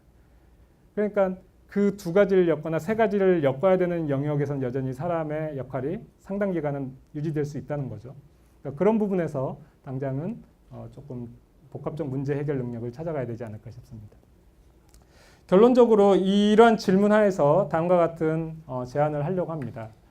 그 미래준비위원회와 키스텔이 내린 결론은 다음과 같습니다. 그 기계와 차별적인 능력이 무엇이냐? 그게 창의적인 능력이건 복합적 문제 해결 능력이건 차별성은 다음과 같다. 문제 인식 과정에서 먼저 획일성을 좀 버릴 수 있는 인식 능력을 가져야 되겠다라고 하는 거죠. 두 번째, 그 인식한 걸 바탕으로 우리가 대안을 도출하는 과정에서는 최대한 다양성의 가치를 인정을 하고 그것을 조합할 수 있는 능력을 좀 갖춰야 되겠다라고 하는 데서 방향을 제시를 했습니다. 세 번째, 여전히 기계를 동료나 리더로 받아들이기 위해서는 또는 부하 직원으로 받아들이기 위해서는 협력적 소통이 필요하다. 이렇게 세 가지 능력을 제시를 하고 있고요. 이 부분을 블룸의 텍서노미, 그 사람의 사고의 그 절차에 맞춰서 저희가 조금 제시를 했습니다. 이 유연하고 감성적인 인지력, 비판적 상황 해석력 이런 부분은 결국은 그런 거예요. 그 데이터가 없는 영역에서 발휘될 수 있는 사람의 능력이라는 거죠. 그게 정확히 말하면 어떤 지식을 가지고 우리가 어떤 문제를 봤을 때 거기에 덧대어서 해석을 하고 응용을 하는 과정에서 나타날 수 있는 사람의 능력이라는 겁니다. 인공지능은 사실은 뭔가 지식을 받아들이고 그걸 인지를 하면은 바로 분석을 해서 인포메이션을 만들어내고 난리지를 만들어냅니다. 그러니까 해석과 응용의 과정이 좀 부족한 거죠. 사실은 그 과정이 어떻게 되는지도 몰라요. 결과를 만들어내지만 그 인공지능의 어려운 점이 결과를 어디서 어떻게 만들어낸 거야? 오류가 어디에 있는가? 이걸 아직까지는 못 찾아낸다고 합니다. 근데 그 부분이 역시 사람의 능력을 키울 수 있는 영역이 아닐까. 여기서 이제 유연하고 감성적 인지력을 강조하는데 이럴 때 이제 중요한 게 뭐 인문학 이런 것들을 많이 강조를 하죠. 상상력을 많이 강조를 합니다. 인문학에서 우리가 생각해야 될 건 두 가지예요. 하나는 사람 자체에 대한 특성과 내용을 다룬다는 것이고 두 번째는 여러 가지 인문학적 기법들 중에 그런 새로운 것들을 연결하는 기법들이 많이 포함되어 있다는 겁니다. 예를 들면 뭐 은유 유추, 뭐 이런 부분들은 전혀 다른 분류의 키워드지만 그 맥락 속에서 그 글을 읽다 보면 자연스럽게 그게 떠오르는 기법들이죠. 그런 능력들이 당분간은 AI에 맞선 사람의 고유한 능력으로 작동할 수 있을 거라고 생각이 되고요. 그렇다고 하더라도 여전히 부족함이 느껴질 때는 능동적으로 자료를 탐색해서 새로운 문제 인식 알고리즘을 창출할 수 있는 데이터들을 추가하거나 그걸 생성할 수 있는 능력, 이런 부분들도 당분간은 미래 인간의 능력으로 남아있을 수 있는 영역이라고 볼 수 있겠습니다. 두 번째는 그런 인식을 바탕으로 대안을 도출하는 과정인데, 이 과정은 사실은 조금 더 어렵긴 해요. 인공지능에 대해서 사람이 고유한 능력을 가질 수 있을 것이냐.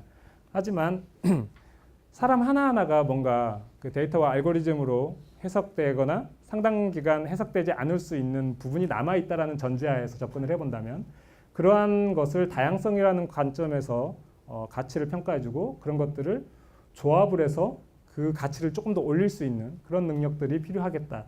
그래서 첫 번째, 휴먼 모니터링하는 능력이 필요하고, 그 휴먼 네트워크를 가지고 끌어들여서 협력을 만들어낼 수 있는 능력, 그 협력 과정에서 의사결정을 도출할 수 있는 능력, 그런 과정들을 통해서 나온 대안을 다시 역할 분담을 해서 추진할 수 있는 능력, 뭐 이런 부분, 이런 능력들이 중요해진다는 거죠.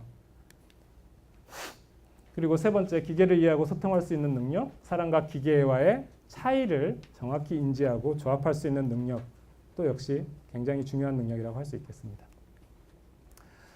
사람 중심의 시스템은 앞으로 어떻게 쌓아가야 될까요? 앞에서 이렇게 세 가지 능력이 저희가 미래 인재상의 가치가 될 능력이라고 했는데, 자주 등장하던 단어가 다양성이었습니다. 획일성을 버리고 다양성의 가치를 인정할 수 있느냐 없느냐, 이거는 간단한 말 같지만 굉장히 큰 변화를 요구를 하고 있습니다. 자, 특히 사람 하나하나의 다양성의 가치를 인정을 해주고 그거를 어떻게 우리가 활용할 수 있을지에 대한 연습, 뭐 이거를 시작을 해야지 이런 능력이 키워질 거라고 보여집니다. 두 번째, 첨단 기술에 대한 것을 우리가 전공을 하기도 하고 투자도 많이 하고 그런 전문성을 가진 사람이 많이 배출될 거라고 하는데, 이런 거를 정말 이해하고 일상에서 또 직장에서 활용하는 그런 시스템을 만들어야 됩니다. 이건 그레이 아나토미라고 하는 미국의 이제 드라마에서 나온 건데, 수술 과정에서 이렇게 혼합 현실 기술을 활용할 수 있는 의사와 그렇지 못한 의사는 극명하게 아마 분류가 될 거라고 예상이 되죠. 가장 헷갈리는 게 이런 문제일 거예요. 이거는 개를 학대하는 걸까요? 아니면 개를 테스트하는 걸까요? 논란이 일었던 동영상인데 이런 문제들이 굉장히 많이 발생할 수 있습니다. 그런 사례 중에 하나를 보여주는 영화인데, Her, 그녀라는 영화였습니다. 여기서 나오는 이 남자의 표정은 단지 운영체제라고 하는 그 컴퓨터한테 실현을 당했을 때 짓는 표정이에요. 당장 뭐 자살하러 갈 것 같은 느낌이 들 정도로 실망을 하고 있죠. 그러니까 이렇게 이제 사람의 감성, 정서, 그게 개인이 아니라 사회 전반, 커뮤니티의 감성과 정서적인 안정을 좀 이렇게 관리하고 유지시켜 줄 수 있는 사회적 시스템이 필요하겠다, 이렇게 보여집니다. 작년에 수행한 미래부의 미래준비위원회와 키스텝에서는 이런 부분들을 또 다음과 같이 정책적 제안으로 좀 정리를 해봤습니다. 사람 중심의 시스템은 다음과 같이 좀 구축할 필요가 있겠다. 첫 번째, 미래 역량에 대한 교육 시스템을 굉장히 바꿔야 된다라고 하는데, 여전히 어떤 교육이 필요하다 여기에 멈춰 있는 것 같아요. 근데 정말 앞에서 우리가 살펴봤던 공유경제, 온디맨드 경제, 긱경제, 플랫폼 경제, 이런 걸 살펴보면은 그 모든 수요를 공급자가 다 미리 설정을 해서 공급할 수 있을까요? 없습니다. 근데 현재 고용노동부나 뭐 여타 그 국가에서 지원하는 교육 시스템을 보게 되면은 그 수료증을 받기 위해서는 정해진 커리큘럼에서 몇 시간 이상을 꼭 듣게 돼 있습니다. 근데 현장에서 많이 만나보는 분들은 내가 이 커리큘럼에서 2과목, 저 커리큘럼에서 3과목 이렇게 듣고 싶은데 그렇게 하면 수료증이 안 나온다는 거예요. 지원도 안 된다는 거예요. 그리고 또 한켠에서는 그 교육기관에서는 커리큘럼을 더 개발해야 돼. 더 개발해야 돼. 이렇게 계속 늘려가는 거죠.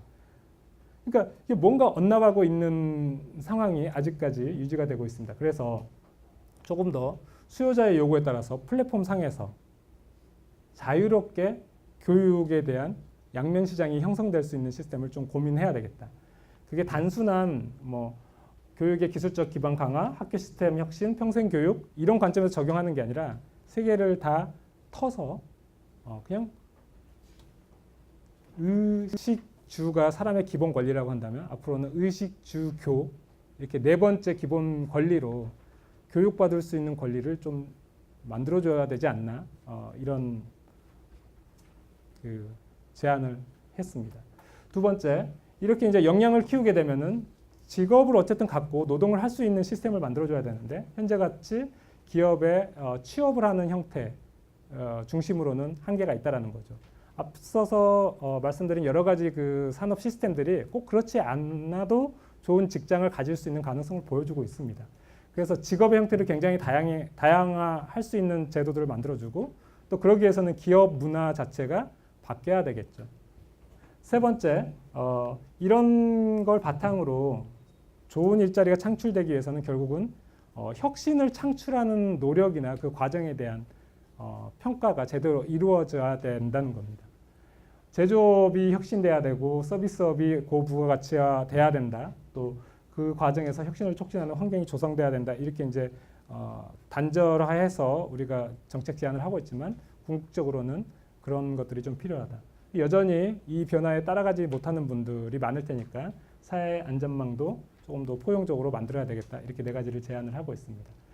그래서 앞서서 이미 조금 말씀드렸습니다만 이 평생 교육 시스템은 의식주에서 의식주교라고 하는 형태로 우리가 좀 사회 시스템을 바꿀 필요가 있겠다라는 생각이 드는데 참고할 만한 재미있는 사례가 프랑스의 그 활동 계좌라고 하는 사례를 좀 눈여겨볼 필요가 있어요.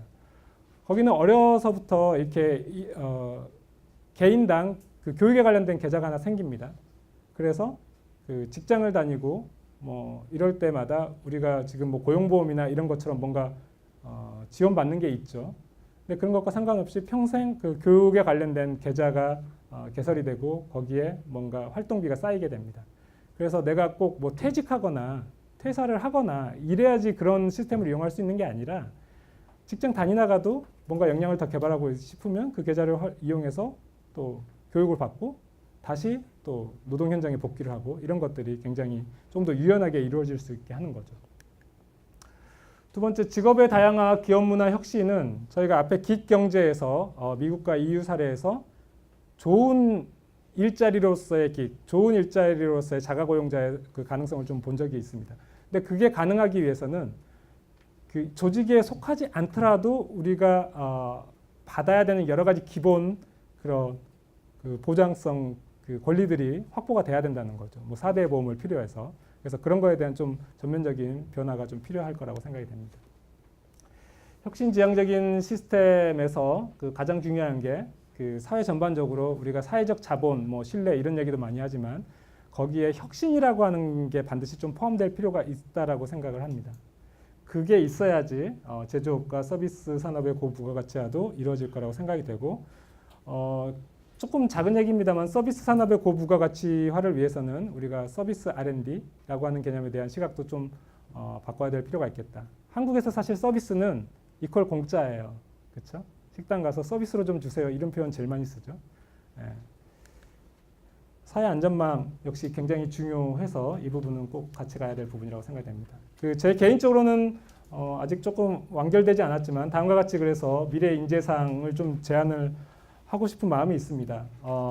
고용 상태가 현재처럼 어떤 조직에 속해 있는 형태로 획일화된 형태가 아니기 때문에 인디펜던트 워커의 상태를 조금 더 중요하게 다뤄야 된다라고 보고 있습니다. 두 번째, 직위는 역시 뭐 지금처럼 약간 부서원의 역할과 부서장의 역할, 리더의 역할과 팔로워의 역할은 유지가 될 거라고 보여지는데 그러면 이렇게 네 개의 영역이 생기게 되는 거죠. 그 조직 내에서 리더 역할을 하는 분들은 이젝티브의 역할이 아니라 앞으로는 오픈된 팀 리더의 역할을 좀 하는 쪽으로 바뀌어야 되지 않을까. 그래서 정말 혁신적인 아이디어와 자원을 발굴하는 그런 데 좀 집중을 하고 그리고 그런 것들이 발굴됐을 때 혁신 성과로 이끌어갈 수 있는 오픈 인큐베이션 전문가의 역할을 해야 되지 않을까 싶습니다. 두 번째, 그 조직 내에서 팔로워의 역할을 하는 분들은 투명한 협력 촉진자의 역할을 좀 할 필요가 있을 것 같아요. 지금처럼 약간 상하관계, 갑질문화 뭐 이런 게 아니라 정말 혁신 네트워크 내에서 그 중개자의 역할 또 피드백을 서로 순환시켜 줄 수 있는 역할에 좀 집중을 해야 될 것 같습니다. 그래서 피드백 룹 빌더라고 제가 좀 이름을 붙여봤습니다. 세 번째, 그 앞으로 조금 더 중요해질 것 같은 인디펜던트 워커에서 팔로워들은 어떤 역할을 할 수 있을 것이냐. 결국은 애드버커티브 기기라고 제가 표현을 했는데 재즈 연주자들의 특징은 사실은 사전에 뭔가 연주할 곡을 서로 약속하지 않아도 연주가 가능하다는 거죠. 어떤 기본적인 룰을 가지고 그날 연주할 어떤 패턴 또 그 무대의 어떤 그 컴포넌트만 이해를 하면은 자유로운 연주가 가능합니다. 그러니까 개인 그 노동자들이 앞으로 지향해야 될 거는 이런 겁니다. 그러니까 그 프로젝트 하나하나에 대해서 굉장히 집중을 할 수 있는 재즈 연주자 같은 능력을 갖춰야 된다. 첫 번째는 데이터 시대에 그 데이터와 자기 고유의 컨텐츠를 생산할 수 있느냐. 보통은 컨텐츠 생산자는 저희가 많이 들어봤지만 데이터 생산자에 대해서는 아직 조금 생각을 많이 안 하시는 것 같아요. 근데 정말 세상에 없는 데이터, 희귀한 데이터 이런 것들을 찾아서 먼저 생성해낼 수 있는 능력이 있다면 그런 것들은 분명히 가치를 평가받을 수 있지 않을까 생각이 듭니다. 두 번째, 여전히 그 기계의 진보에 맞서서 가장 늦게까지 사람의 영역으로 남을 수 있는 부분이 사람이 사람 얼굴 보고 뭔가 서비스를 받고 싶은 영역인 것 같아요. 사람이 사실 비합리적이고 비논리적이고 성격이 급변하고 이럴 때가 많지 않습니까? 그런 거를 굉장히 합리적인 알고리즘으로 이루어진 그 로봇이나 인공지능이 다 대응해 줄 수 있을까요? 없을 거라고 봅니다. 결국 그래서 예전에는 핑크 컬러라고 해서 약간은 좀 좋지 않은 그런 업종으로 인식을 받았지만 앞으로는 그런 핑크 컬러, 그 사람에게 직접 대면 서비스를 할 수 있는 영역 거기에 필요한 것들은 사실은 섬세함이 필요한 거죠. 감성적인 게 필요한 거고 이런 부분들이 중요해질 거라고 봅니다. 인디펜던트 워커에서도 약간 리더 역할을 할 수 있는 부분들이 있을 거예요. 이런 부분들은 이제 어떤 목적을 가진 네트워크를 만들어서 촉진할 수 있는 능력을 가지신 분들이 조금 각광을 받지 않을까 싶습니다.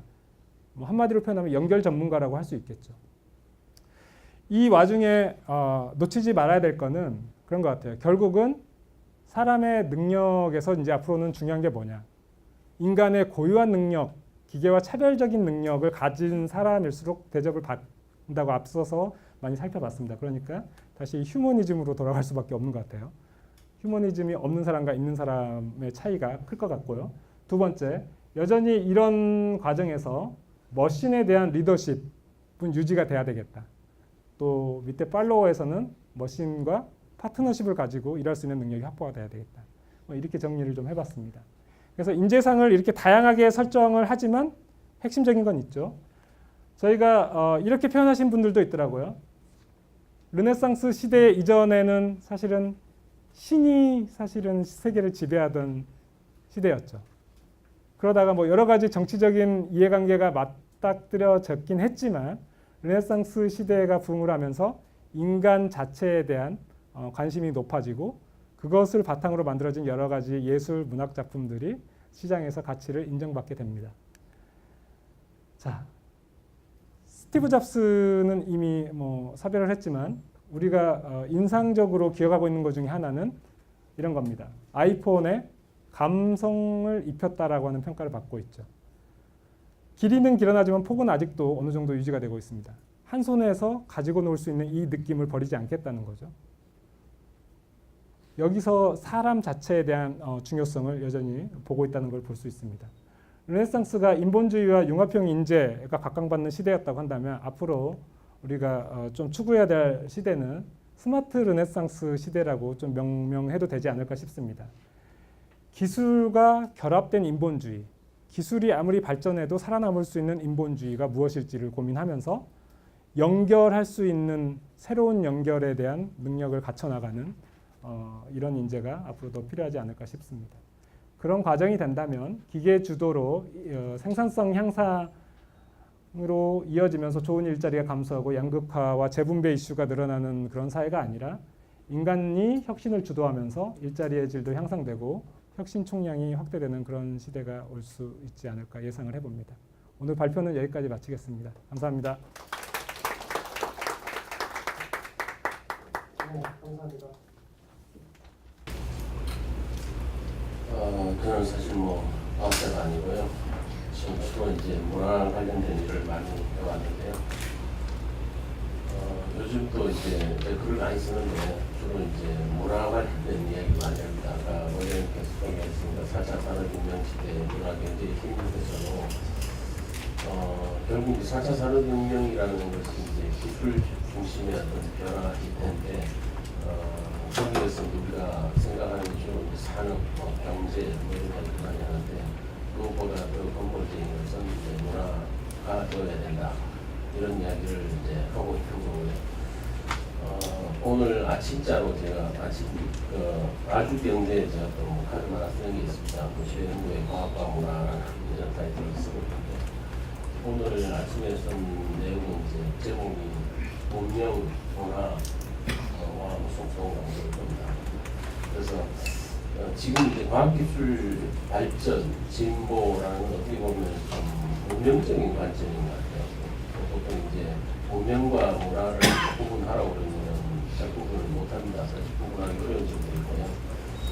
그래서 이게 약간 독일 철학에서 이제 문명, 지빌리자치오라고 이제 kultur하고 문명이 이제 구분을 하는데 이게 문명이라는 거는 좀 기술적인 것, 눈에 보이는 어떤 유형의 어떤 사물들이 발전하는 이렇게 보고 있고, 문화는 이제 형이상학적인 정신적인 가치, 학문, 사상, 종교 이런 것들이 이제 문화라고 이야기를 합니다.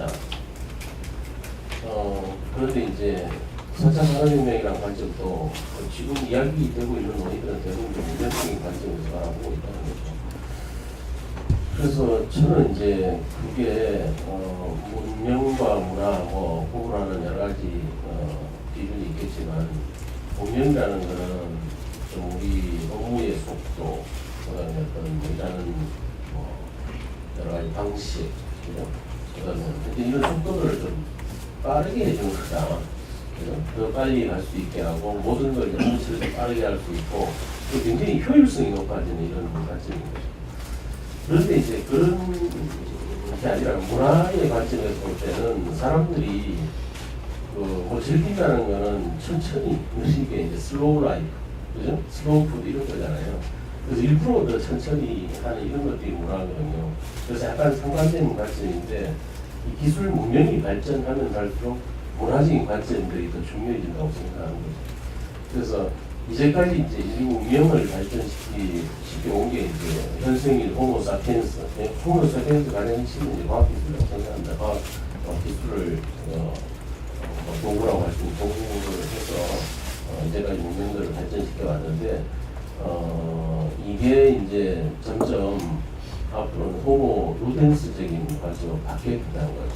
그래서 노동 시간도 줄어들 거고 여러 가지 그런 거로 생기는 여유 시간들이 늘어나게 되는데 이런 것들을 우리가 어떻게 즐길 것인가, 기술적인 도움 없이 정말 편하게 즐기고 망중한을 찾을 수 이런 것들이 더 중요해지는 거거든요.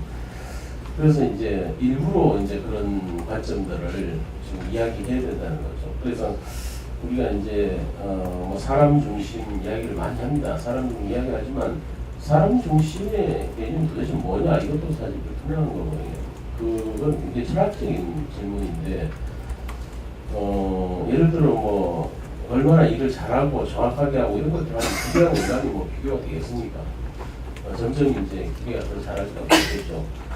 그렇지만 그래서 아까 지금 발표에서도 마음이나 자유의지 이런 게 있느냐, 창의성이라는 게 인간만의 고유한 속성 이런 말씀하셨는데 그런 부분에 대해서 생각을 많이 해야 된다고 생각해요.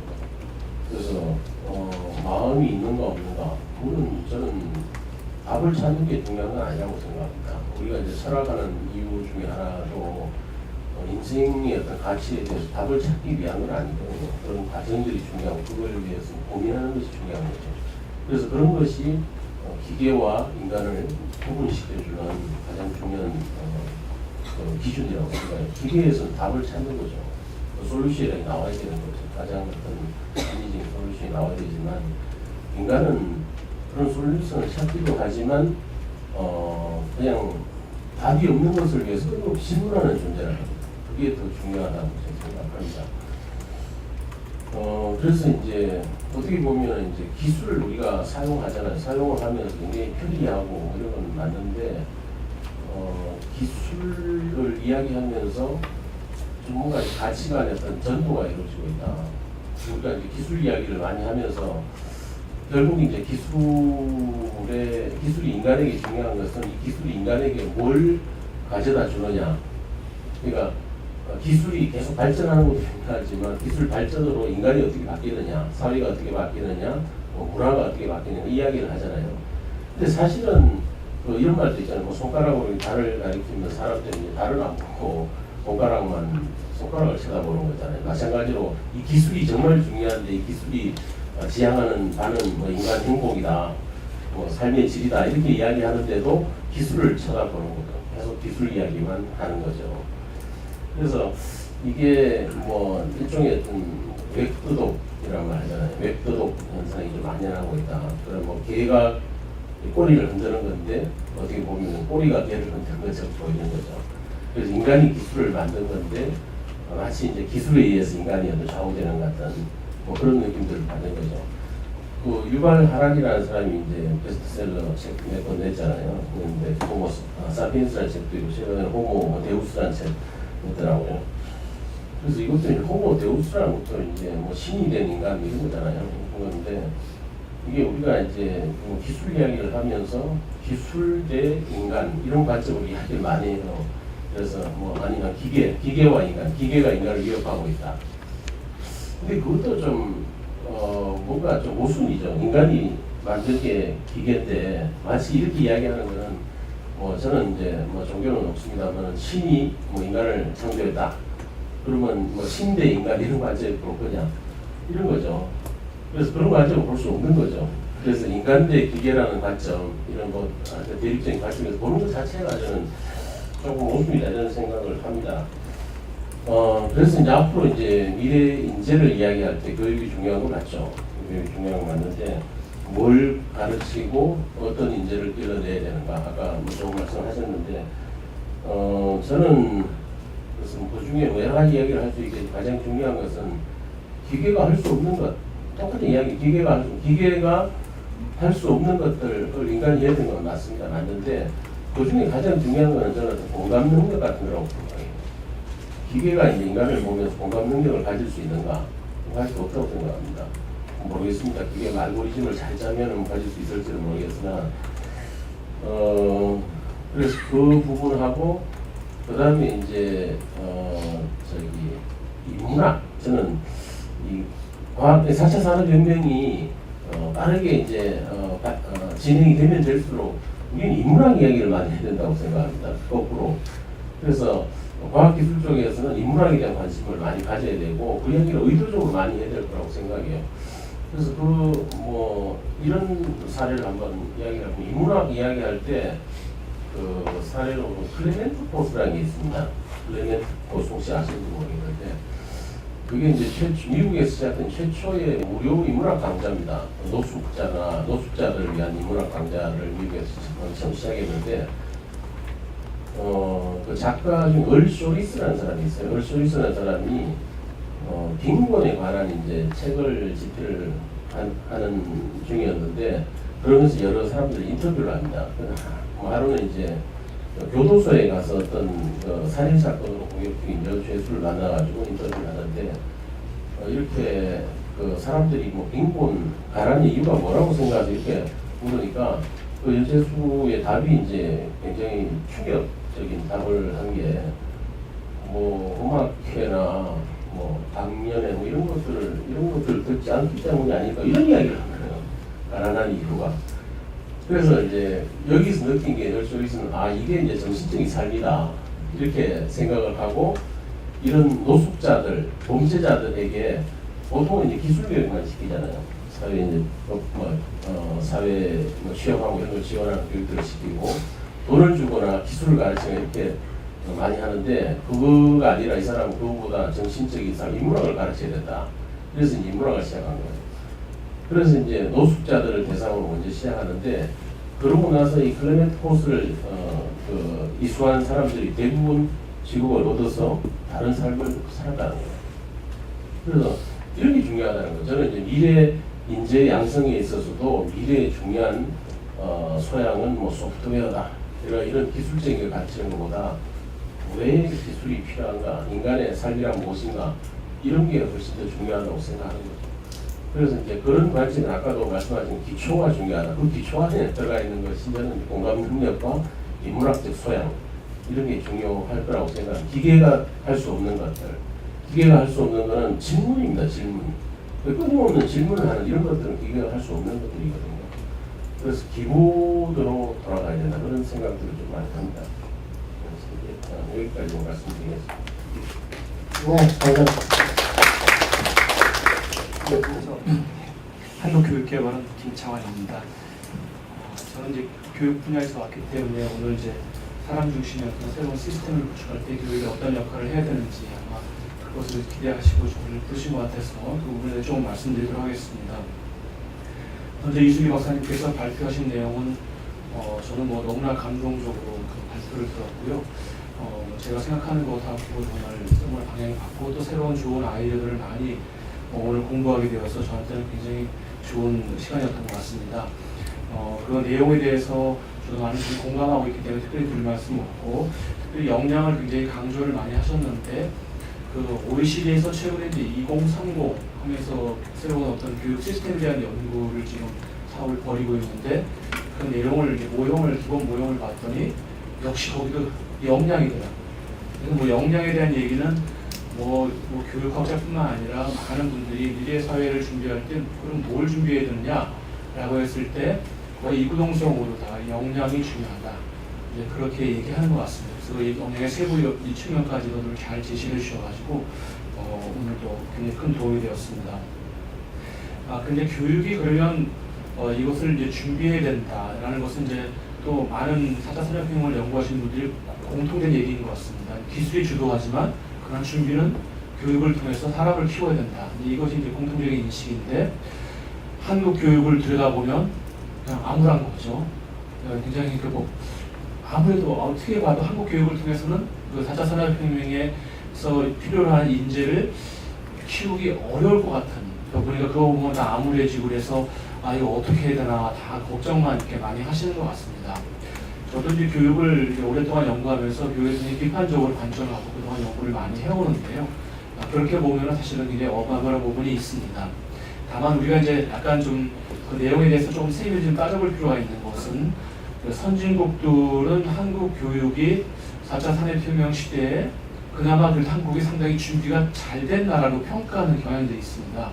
그러니까 WF에서 작년에 그 전체 뭐 50 국가를 대상으로 해서 그 준비도를 따져봤더니 한 25등 정도로 봤지만 그 아까 우리 이승기 박사님께서 50원 얘기를 하면서 50원에서 그 일자리가 47%가 앞으로 없어질 것이라고 전망했는데 그 똑같은 방법론에 따라서 OECD가 2016년에 똑같은 방법에 따라서 OECD 국가들이 다시 재조사한 결과 그렇게 47%는 너무 과장된 거다.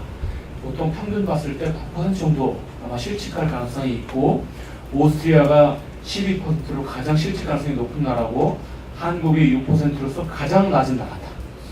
한국이 실직 가능성이 전체 경제활동 인구의 6% 정도로 가장 OECD 국가 중에 가장 낮은 나라로 OECD 보고서에 나와 있어요. 오스본 그 연구 방법에 따라 똑같이 해서. 근데 그 이유가 지금 있습니다. 그 이유가 뭐냐라고 봤더니 한국이 전체적으로 국민의 학력 수준이 OECD 국가들 중에서 가장 거의 최고의 톱 수준입니다. 그러니까 이 말은 뭐냐면 단순한 어떤 기초, 그러니까 초등 저학력자들의 그 일들이 자동화가 많이 되는데 그런 일들의 영향을 받을 가능성이 한국은 일단 학력 측면에서 봤을 때 가장 낮다. 이제 그런 측면들을 보면서 이게 한국이 교육을 통해서 나름대로 잘 준비해 가고 있다. 이런 이제 측면을 얘기하고 있는 거거든요. 근데 이런 측면은 사실은 아시다시피 우리가 뭐 해방 이후에 이 정말 세계 최고 가난한 국가가 교육을 통해서 이만큼 성장했는데 이게 우리 한국 국민의 저력이 있는 거거든요. 그래서 저는 많은 부분들이 반드시 굉장히 많이 걱정하지만 그러나 한국 국민들이 그동안 쌓아온 업적과 준비도를 보면은 우리가 한편으로는 그동안 우리가 잘 준비한 측면도 있지 않는가, 이걸 같이 함께 우리가 보아야 될 것 같습니다. 이 말씀을 이제 먼저 드리고요. 그래서 이제 우리가 그럼 뭘 준비해야 될지 교육에서 이제 이 부분이 되게 어려운데 시간이 많지 않기 때문에 간단히 말씀드리면 독일의 이제 이거에 관련된 토론이 참 재미있습니다. 독일이 세계에서 직업 교육을 가장 잘하는 나라라고 봅니다. 4차 산업혁명 인더스트리 4.0도 독일이 처음 얘기했고 하면서 이제 독일이 이제 직업 교육을 갖다가 어떻게 리모델링 할지를 갖다가 연구하고 준비를 많이 하고 있는데 그것에 지금 논의되고 있는 것의 가장 큰 방점 중에 하나는 뭐냐면 그동안 직업 교육은 기초 교육이 강조됐습니다. 학교에서의 교육이 굉장히 중요했습니다. 거기서 잘 준비시키면 나중에 그것을 갖고 이제 평생 먹고 살 수 있는 것이죠. 그런데 이 4차 산업혁명 시대는 일단 미래가 불확실해요. 일단 미래에 대해서 그 누구도 어떻게 될 거라고 얘기할 수 있는 사람이 현재 없는 상황입니다. 이것이 그냥 중요한 가정입니다. 대략 전문가들이 이렇게 예측을 하지만 그러나 그렇게 안 될 가능성이 굉장히 높고 15년 전에 핸드폰, 스마트폰이 이 전 세계 사회에 이렇게 뒤바꿀 것이라고 예측한 사람이 별로 없었을 거라고 생각합니다. 그렇게 큰 변화들이 이제 나타날 것인데 교육은 미래를 준비하는 건데 어떻게 그런 미래를 준비하겠습니까? 미래를 모르는데. 그러니까 3차 산업혁명 시대까지만 해도 대강의 미래가 진작이 됐었어요. 그래서 준비를 할 수가 있었어요. 근데 4차 산업혁명 시대는 미래를 모르겠는 거예요. 그래서 준비를 할 수가 없는 거예요. 그래서 이제 하다가 이제 기초 역량부터 뭐 준비를 하자 이런 얘기들을 갖다가 이제 하는 이걸 큰 난점 속에 우리가 봉착하면서 독일이 똑같이 고민하면서 그럼 직업 교육을 어디에다 방점을 둘 거냐라고 고민하면서 현직자들의 직업 재교육이 더 중요해질 것 같다. 기초 교육은 어차피 했다 하더라도 기술이 워낙 빠르게 변하기 때문에 그것 가지고 계속해서 써먹을 수 있는 그 기한, 유효 기한은 제한되어 있을 것이다. 따라서 중요한 것은 현직자들의 재교육. 그러니까 우리가 뭐 직업이 감소되는 건 중요하지만 일자리 감소 중요하지만 그러나 우리가 전망하는 굉장히 중요한 특징 중 하나 아까 이승기 박사님이 얘기하셨지만 업무의 변화. 그러니까 인공지능 기계와 더불어서 살아가면서 우리가 업무의 변화는 거의 대부분의 직종에서 아마 겪게 될 텐데 그랬을 때 새로운 업무의 변화, 인공지능과 어떻게 더불어 협력하며 살아가는지 이런 방법 그런 것들을 다 배워야 되는데 그 배우는 것은 학교 교육을 통해서 그걸 다 해줄 수는 없다. 따라서 평생 직업 교육이 앞으로보다 강조될 필요가 있다라고 보는 것 같습니다. 이렇게 봤을 때 저는 이거 상당히 개연성이 높은 얘기라고 보고 학교 교육 많이 준비해서 기초 역량을 키우고 기초력 중요합니다. 기초 역량을 키우는 건 학교 교육에 해야 되지만 그러나 그것만 갖고는 충분하지 않기 때문에 계속해서 직업 세계에 들어가서도 계속해서 그런 것을 갖다가 배워나갈 수 있는 시스템을 만드는 것 이게 되게 중요한데요. 한국은 그 면에서 학교 교육이 약한 것보다 그 평생 직업 교육의 시스템이 약한 것이 더 큰 치명타입니다. 아까 김종기 박사님 얘기했지만 우리 국민들의 역량이 초중등 대학까지 가면 우리가 대한민국이 전 세계에서 거의 톱입니다. 대학도 많이 떨어지긴 합니다. 초중등 부분은 톱인데 왜 이제 그 어른이 되면은 계속 낮아지는가? 그 요인은 아까 이승기 박사 얘기했던 첫 번째는 학력 부분입니다. 우리가 이제 1997년에 대학 설립 준칙주의가 통과되면서 그때부터 대학 개방이 확대했습니다. 그게 20년입니다. 그러니까 이것을 나이를 따지면 지금의 40살 또는 45세 정도 된 분들은 대학 교육을 많이 받았지만 그 이후 된 분들은 대학 교육을 굉장히 제한적으로 받았기 때문에 그 부분들의 역량이 떨어지기 때문에 팍 떨어지는 게 하나 있고 또 하나는 우리가 직업 재교육이라는 거, 평생에서 직업형 재교육 부분을 갖다가 거의 다루지 않고 아까 삼성의 애로사항도 얘기했죠. 지금 당장 써먹고 일 사람 갖다가 왜 우리가 돈을 들여서 재교육을 시키느냐. 이게 모든 직장의 똑같은 생각들이거든요. 근데 독일은 그렇지 않습니다. 독일은 우리가 쓸 사람, 우리가 투자하는 것이 오히려 우리의 이득이 된다고 생각하고 투자하지만 한국은 써먹고 그냥 필요 없으면 그런 게 이제 문화가 다르다 보니까 한국과 죄송합니다. 너무 제가 한국 기업을 너무 비난하는 것 같은데요. 제가 보기에는 그런 풍토 속에서 어떻게 그분들에게 재교육을까지 할 수 있는 것까지 마련할 수 있을까? 이것을 하기 실질적으로 어렵기 때문에 그 역량을 보호하려면 결국 국가가 이 부분에 관심을 가지고 어떻게 전 국민을 갖다가 대상으로 이 재교육 시스템을 합리적으로 만들어서 그분들이 계속해서 새로운 사회에 계속 적응해 나갈 수 있고 자기 역할을 할 수 있을까 하는 것이 국가적으로 굉장히 중대한 과제가 될 것 같습니다. 그래서 이 부분을 갖다가 이제 독일 사례를 통해서 제가 말씀을 드렸던 거고요. 대학이 굉장히 또 중요한데 대학은 제가 시간이 없어서 제가 말씀 못 드리겠는데 대학은 제가 판단해 봤을 때 많은 대학 관계자들하고 얘기를 나누게 되면 일단 규제가 너무 많습니다. 수도권 규제, 뭐 정원 규제, 등록금 규제 등등 때문에 대학이 자발적으로 새로운 걸 뭐 시도를 굉장히 많이 하려고 지금 대학들 노력을 많이 하고 있거든요. 그러나 그런 측면에서 굉장히 제한적이기 때문에 이런 부분들을 어떻게 풀어야 될지가 앞으로 4차 산업혁명을 촉진하는 또 네거티브 요인들 이것들을 어떻게 걷어낼 것인가를 우리 함께 고민할 필요가 있다고 생각합니다. 시간이 너무 제한돼서 이 정도로만 말씀드리도록 하겠습니다. 감사합니다.